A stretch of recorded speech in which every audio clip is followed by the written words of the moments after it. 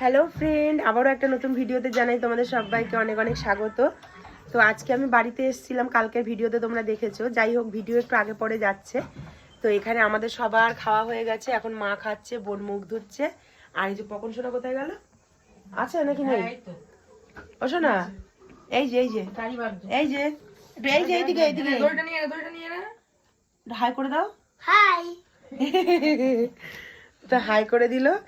তো মার কাছে আমি একটু মালপোয়া খেতে চেয়েছি, মা আজকে একটু মালপোয়া বানাবে, আজকে সেটাই তোমাদের সাথে শেয়ার করব। আর খুব শিগগিরই তো আমার দাদার বিয়ে, তার জন্য যাব সোনার জিনিস কিনতে। তো কি কিনছি না কিনছি পরপর ব্লগগুলো দেখতে থাকো, অবশ্যই তোমরা জানতে পারবে কি কিনলাম।